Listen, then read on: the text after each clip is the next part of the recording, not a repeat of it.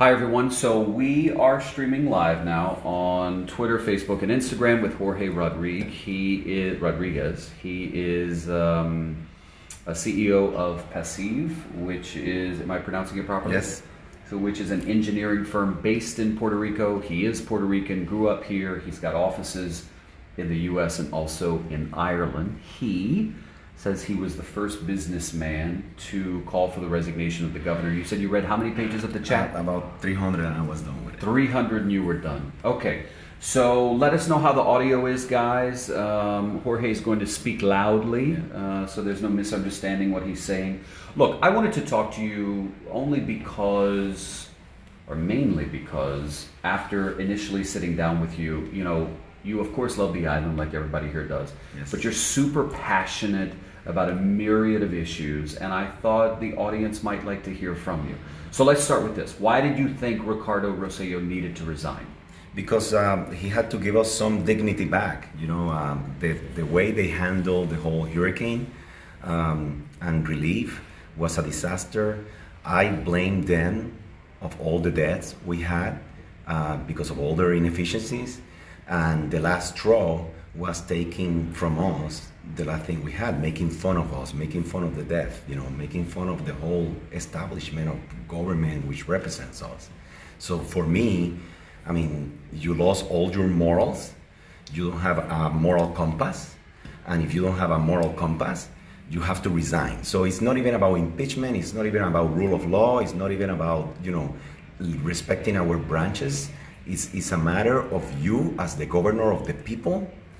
You should resign and let your pardon give us some dignity back. So, the impeachment process is even more humiliating. It's like, okay, I have to go through the constitutional right I have because your honor or your ego or whatever it is not going to let you give us some back of what you have taken. Tell me how it came about that you wound up, I met you on the front line of the protests, really, the night the governor announced he was resigning. Yes.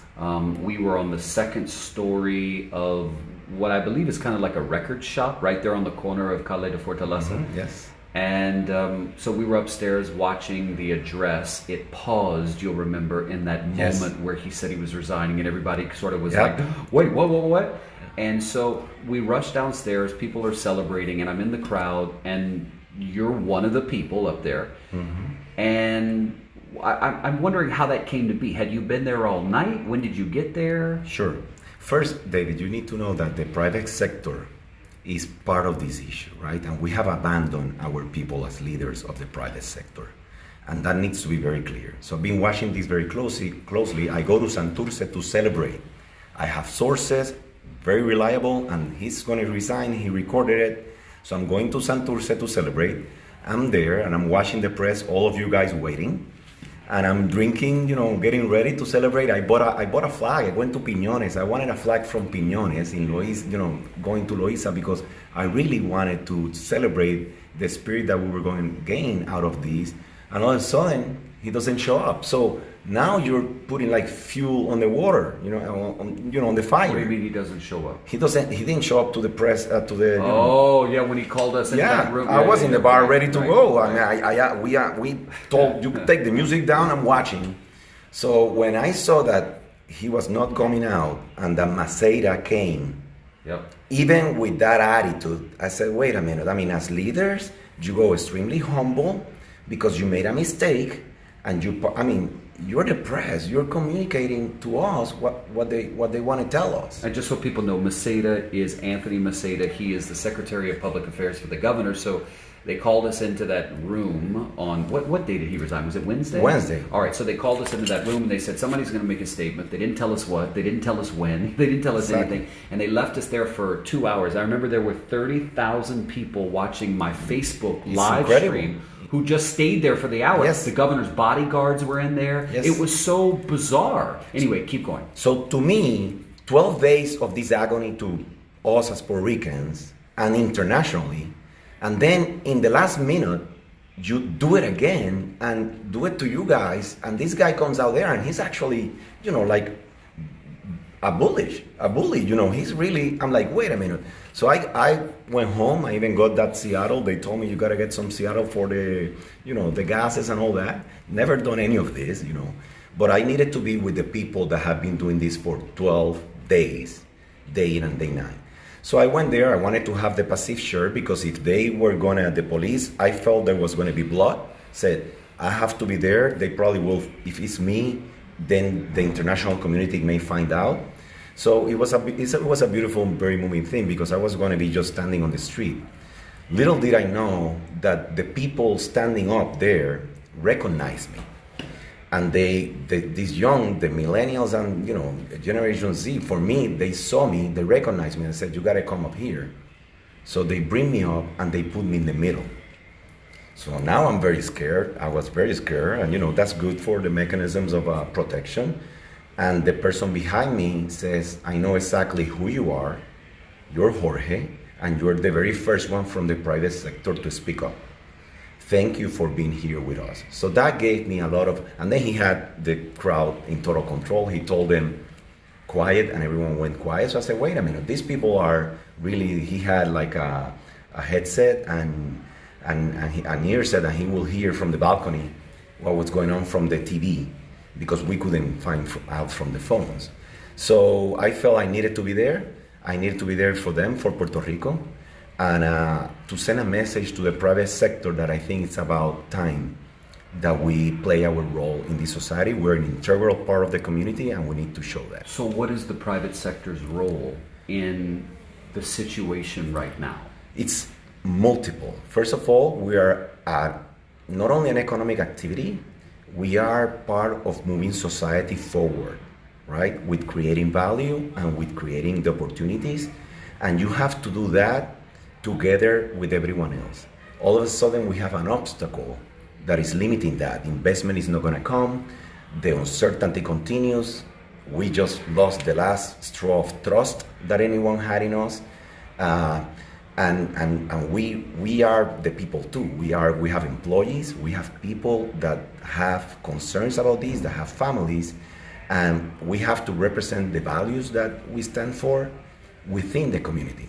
So to me, the private sector has really failed to show that. Obviously, as things were moving forward, some came out, but I don't think enough to move the needle and to gain the respect of the people of Puerto Rico and the citizens. We do business here, we service these people, and there's many stories of this. I mean, brands have to be very careful because the people, who you serve determines who you are, and who you are determines who you serve.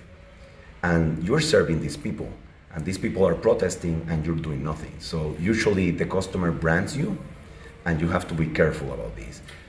I think it's worth telling people who don't realize, here in Puerto Rico, the parties are not based on left and right. It's based on status, yes. Statehood, yeah. Commonwealth, and independence. Yeah. That's correct? Yes, and that's the essence of our problems. Governments should reflect the value system of a society and establish norms based on that. You have the left, you have the right, you have the independent, the middle, conservative, liberals. We have none of that. The Puerto Rican family in the dinner table doesn't enrich itself with the dialogue about many ethical issues that society is talking about to move forward. What divides us is basically, do we want to be a state or do we want to be a commonwealth, and in a minority, the independent? And that's the biggest tool government has used to divide us and not make things about serving us and about how do we want to live together in this society. And I say it's the essence because the issue of the shad is a moral issue. But all of a sudden, people start putting colors on it, statehood or commonwealth. It's moral. The issue is moral. So it goes before that. But no one is seeing that because people see things, they thought no one was seeing it, but government felt as long as the statehood people believe in me fighting for statehood, they're going to care less about morals. Since my campaigns are not going to be about those moral values, which liberals and conservatives do, Since in our campaigns we don't talk about, do you believe in the gay rights? Do you believe in the state and church, relationship, a big government, small government? None of that is talked about. So you fail to the fundamentals of what you believe in. But guess what? It's not against the party, because the party is about statehood. We don't talk about those things. And to me, I think that was the biggest strategic mistake, that they thought that they could get away because they still had the statehood people that believed in them. Little did they know that more than 1 million people that marched, but many more have morals. So to me, the most beautiful part of all these protests, as you said, that is unique in the world, is that it's standing up for dignity and it's standing up for morals. And it's taking away what they have put in our brain for 40 years, statehood and commonwealth. Put that out, because this goes first. And I believe that's the fight we fought and the fight we won. Specifically moving forward, what does a businessman like you, first of all, have you ever donated to any of the political parties? Nothing, zero. I don't believe that the way we're going to govern and progress, and the reason we have the mess we have in this island, is because we talk about statehood and commonwealth and we forget about serving people, create operational efficiencies. Have you ever So I've never supported any political party that has to do with statehood, Have you ever been asked, well, which party are you a part of? Of what? Of the statehood or Commonwealth? None of that. I voted for Manuel Sidre. He's an independent. Okay. So my mom is a PNP and she raised her. I mean, she's an immigrant, as I told you, and she's a big statehooder, the US of A, which gave us everything. Yep. But she registered me when I was young, and I don't think I even went and changed it because I could care less about that. Okay, so if you haven't donated to campaigns, have you been asked by any governors to do work for them or to help? Of course. I've worked with many governors, and they know me. And they've asked me for help. I had one last week talking to me, an ex-governor, wanting me to run for office, or how can I help? I need to get involved. I do believe that I do a much better job communicating to the people and informing them, and then letting the people democratically decide. Who do you think should be the next governor of Puerto Rico? We have to do a cleansing. We probably have to get the private sector together. And I believe we need the leaders from the private sector to step up. My candidate is Richard Carrion. He retired, president of Banco Popular. He's a well-loved, very well-respected. He was in the Olympic Committee for many years. Extremely well-regarded Puerto Rican. And he should be neutral enough to understand what needs to be done and it's not about. And my first law is for the next 5 years, no one here is going to talk to me about statehood or commonwealth. I don't want to hear any of that. We're going to put that in the independent assembly, that they're going to deal with that. But government services for the people, doing things right, is prohibited by any government official to talk about status and their beliefs on that. They cannot do it. That will be like, we need to focus on what we need to be doing today. And not about this stupid stuff about colony and territory. And we love to blame everyone else but us of what we've caused ourselves. What do you mean? It's very long story, but the truth is, for the last 40 years, any issues we caused, the bankruptcy, we underwrote the bond, we requested the bond. The U.S. didn't put a gun on us and ask us for the money. No one forced us to do any of that. But all of a sudden, if I'm a politician, David, and I can divide you between a statehood and commonwealth, first division.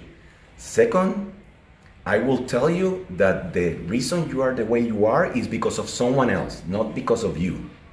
It's the U.S. The problem is the U.S. They don't want to give us money. It's their problem. That's what you are like. By the way, when the money comes, I take 80%, I give you 20%. So you keep begging. If I can divide you, and I can take away from you your self-esteem and your pride, I own you. I can control you. And that's basically what they have been doing with us for all these years. So people just keep begging and begging, and you don't have people that can create value by themselves. 0.4% is what we export. We export 0.4% to the world. We create to the world 0.4% of value. And government is 53%. So 53% of our GDP is government. Wow. What does that mean? It stays in the closed economy. It's an austerizer economy. And basically what you do is you change the parties to have the quid pro quo. Because I feed you, you feed me. So the private sector finances the political campaigns of these parties.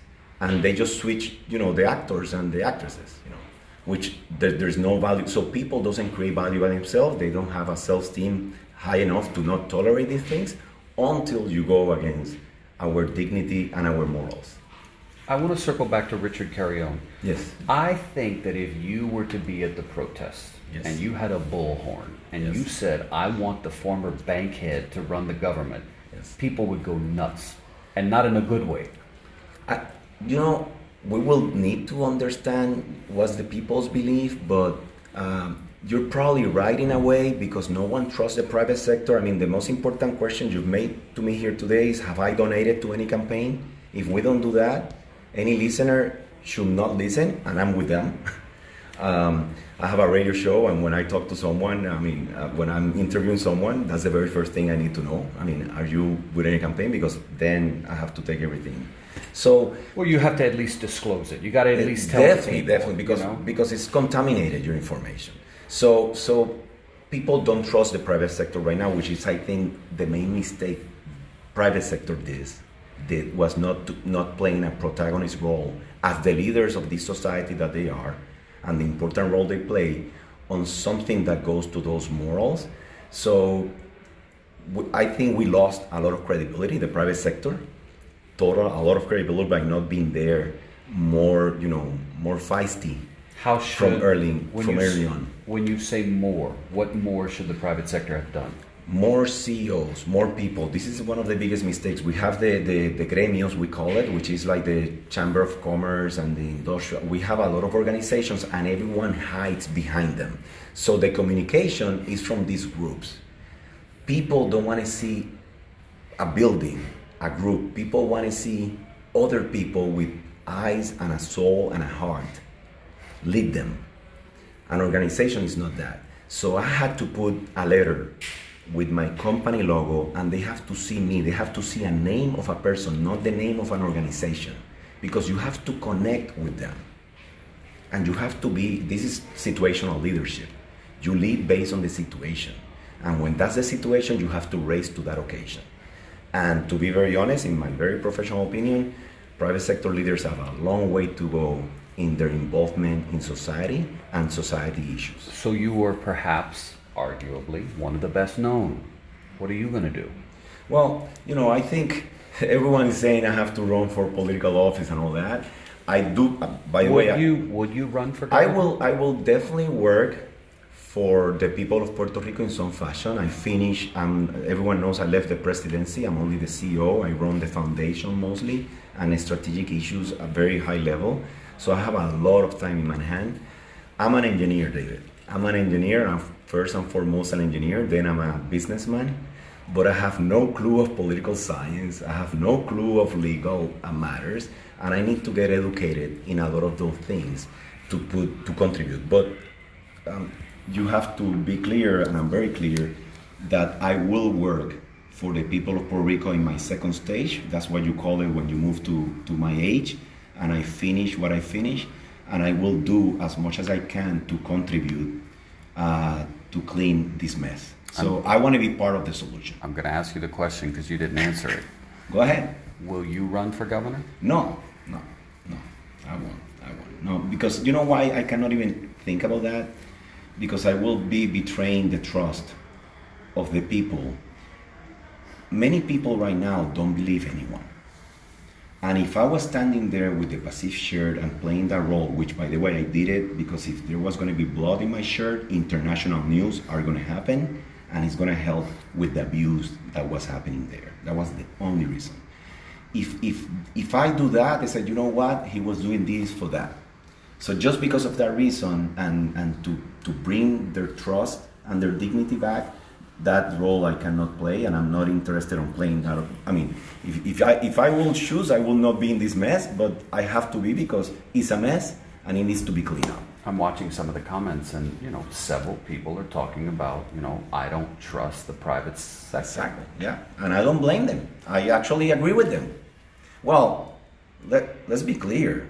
53% of your GDP is with the private sector, so you're dancing with the private sector. So the private sector calls a friend, hires a lawyer. I mean, the Leah Sanchez and the Edwin Miranda, the monsters that they are created by the private sector. Because the private sector plays that game. You need two to tango. So, no one should believe the private sector in this sense, and that's why the private sector needed to step up. So now you got to ask yourself why they did not stand up. Why didn't you stand up? Do you have a conflict? I mean, do you have a contract that may get canceled? Do you have some interest that you've been working on that may go down the drain if you say something? So the private sector has a lot to say on this whole matter.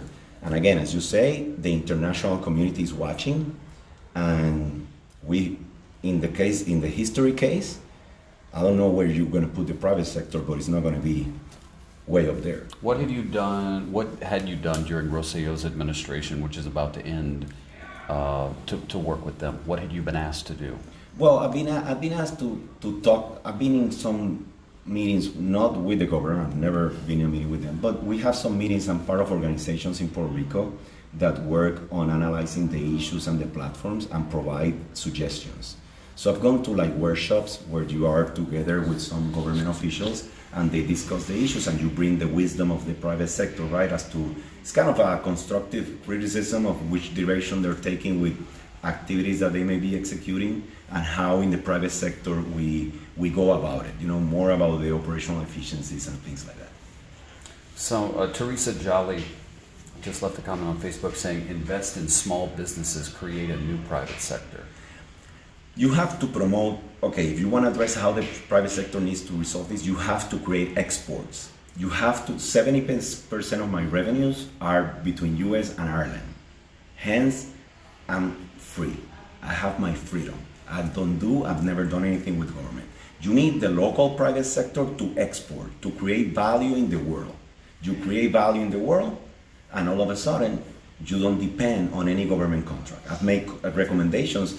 Don't allow any contractor of government to sell more than 30%. The other 70%, they have to sell to the private sector, and by the way, not even a second or third tier subcontractor of government. So and let that private sector do all the procurement verification of who you are as a company, and that way no one in private sector will be able to control the politicians, and no politician will be able to control the private sector. People are lighting you up about saying Richard Carrion. No, I'm saying he retired.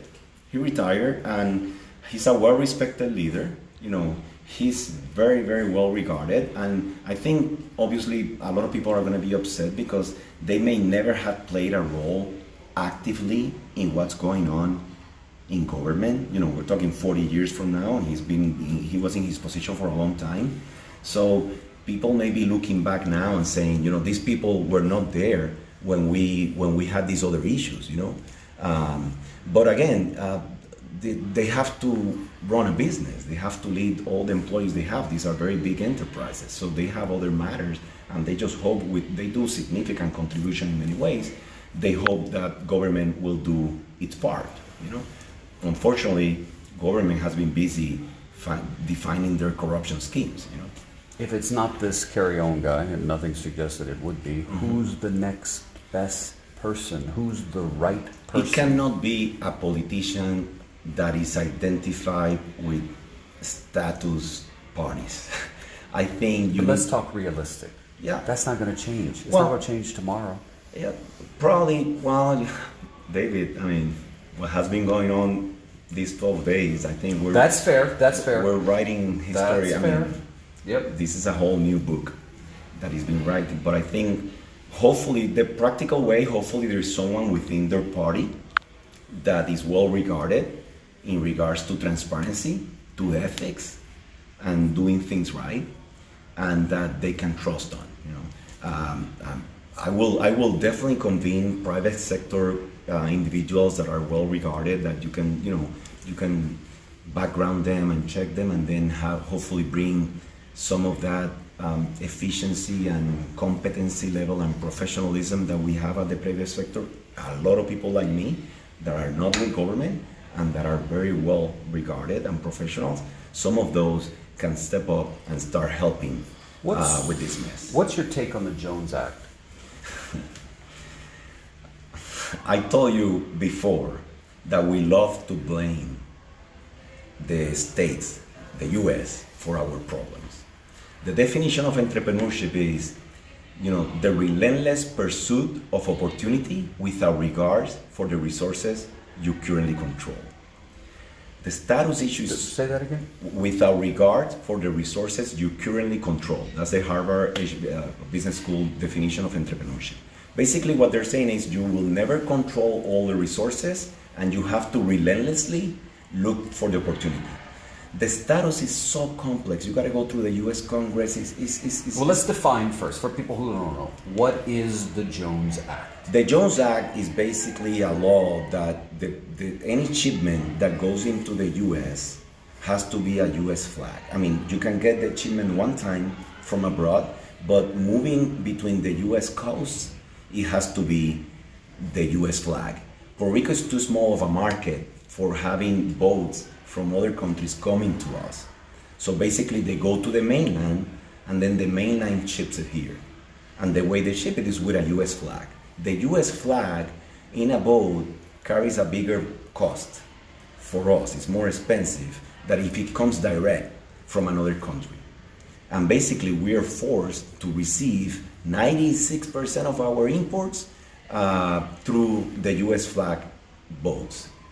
Chips, and it's basically the argument that is raise the cost. My problem is this: the studies with the Cato Institute of all these, the cost is between 7 and 10 cents on the products. The Jones Act basically is driving that cost, and we use that. We're really not going against the Jones Act. We're going against the U.S. Congress defining a law and imposing laws.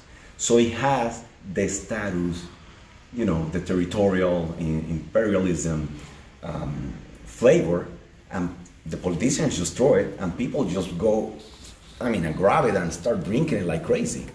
We have laws, many laws here, that drives our cost to be higher, much higher. The most emblematic law is Law 75, unique probably in the world. No one in the States has it, where distributors own brands, and whoever distributes here a brand owns that brand, and the owner of the brand in the States or in Europe, wherever it's manufactured, cannot take it away from them in terms of distribution. So whoever brings Ben & Jerry's ice cream here, he owns Ben & Jerry's, and there is a law written by us, by the state, defining the agreement, the contract agreement between two private businesses. This is never heard of. Actually, it's even better not to have a contract because the law protects you more. So the distribution, if you are the only one distributing something, you control it. And basically it brings the prices up. We control that law 100%, and you won't even hear about anyone talking about a law that makes Puerto Ricans pay higher prices for the products. The law was created about a long time ago, I don't know how many years, to concentrate the wealth in some families, so they can invest on the warehousing, the refrigeration system, the trucks. Those families got so wealthy that they have been able to deal with the legislation, and no one talks about it, and it's there, and it concentrates the wealth in a few people. What happens, you have no competition to distribute products, doesn't drive innovation, and doesn't help the free market. So basically the number one law against the principles of free market is this law. We control that law 100%. We don't talk about it causes a higher price than the Jones Act. We don't talk about that law. We talk about the Jones. But we control Law 75 100%. But right now, you have these very wealthy families that control the legislatures, and they don't change it. I've been saying, have you heard about it? Many people don't even know about it. They tell me, oh, I never heard about it. Yeah, you're never going to hear about it. No one wants you to know about it. But if I take that law to any business professor, He says this is probably the poster child of not a free market, you know. And we are capitalists in a capitalist country, and we have a democracy, and we have a free market, and we don't have any of that in this law. Somebody on Twitter just suggested a public forum to hear from the candidates who would and could be the next governor. From which candidates? The Potential possibilities for governor. Yeah, well, oh, you mean now? Correct. Yeah, definitely. That's a great idea. I think the public, the government officials are servants of the people of Puerto Rico, not of their party. I told you, in these 12 days, everything that has been going on there, every discussion there is not about the people of Puerto Rico. It's not about a public policy law that we're going to implement, and internally there is two ways to view it. And they're discussing how they're going to go about implementing it. Not even to go to the bathroom, they're talking about the people of Puerto Rico. All they're doing is who has more power, who's going to control the discourse, who's going to control the party, and it's basically continue to inflict pain on the businesses and on the people of Puerto Rico and on everyone else here. Somebody's asking if this is the first they're hearing about this 75 law. Where can they get more on that? You Google it, the law is there. It's a distribution law, and basically it's a law that defines the contract between the distributor in Puerto Rico and the owner of the brand and the manufacturer. And basically it's already written by government. This is unheard of. The governments do not get or should not get into a contract between two private entities, two businesses. They should respect that contract, and they should have the rule of law to control that contract, but they should not be writing the business contract between the two parties. That drives competitiveness down, that drives innovation down, that doesn't bring jobs, doesn't bring technology, and doesn't bring prices down. What haven't I asked you that you'd like to add? That I think we were clear that statehood that the statehood believes to elect our government that is serving us is probably the biggest mistake that we've made as Puerto Ricans. We gotta vote for governments that are gonna serve the people, that are gonna serve our interest, and are not gonna be talking to us about things that are not gonna immediately provide us, the services, essential services that we need. What do you think about the tax incentives offered to outsiders?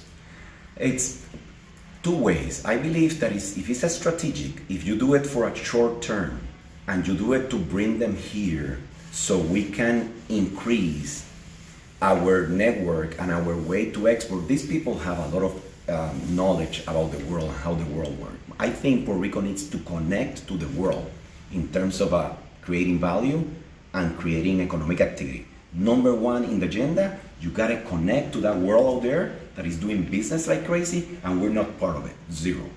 That is gonna bring us independence, it's gonna bring back the self-esteem and the belief, just like the artists do, Ricky Martin, Calle 13, these people are creating value out there, and the private sector can do the same. I believe that if these people that are coming here, that have all these understanding of how the world works and how businesses work out there, and they have the best practices, if we can connect with them to be able to export, they can be a great tool. Just like my business deals with the pharmaceuticals in Puerto Rico that were coming here from 1936 took me to the world. So if these people coming here can take local businesses and help them get to the world-class competitive level that you need to be in that world out there, then I think they can be a great asset. It's funny, I basically, this was one of my ideas to the Secretary of Economic Development of the previous administration is, in any agreement that you do with Law 2022 people, you should put a request that they're gonna help a local entrepreneur connect and create value outside of Puerto Rico. Because they come from the outside, so they have to have connections out there. And that's much better than donating to an NGO or anything. Let the Puerto Ricans create value outside of Puerto Rico, bring it back for the people, and basically also raise our pride that we can really be independent and we don't need to be beggars of the government. How much are taxes here? Taxes, well, goes to 40, if you pay all the taxes, it gets to 45% of every dollar that you make. We pay more taxes than you will pay in the States, and our roads are the worst, the hospitals are the worst. I mean, the schools, you gotta pay for private school. And this has been communicated by some press in Puerto Rico, and people move on. You know, it's life in the tropics. So people just moved on until now. Hopefully now people will pay attention to all this. I mean, we're basically financing their ineptitude. We finance government's ineptitude. And their inefficiencies, they just raise our taxes because they don't have more money because they're inefficient. But they should be able to run that government probably with much less, easy 25% less of the budget they have if they were efficient. I mean, in our industry, that's key. But as I told you, go to the driver license, SESCO, you go to the SESCO, you go to the Energy Port Authority to any government essential service entity, any choose, whatever. You go in there, get your birth certificate. I got my birth certificate, it was a mess. And all of a sudden, they're gonna raise my taxes, and they're not gonna fix that. They're just basically, my taxes are financing their political campaigns, you know, and that's basically corruption. This was interesting. Some Yes. people really agree with you. Some people really don't agree with you. That's fine. But I think the best of what I like to do is bring in varying opinions. Sure, of And course. so I really appreciate you sharing yours. Sure. Thank you so much for having me. I really do. Thank you. All right, everybody. More later. The people that don't agree, they're from a party.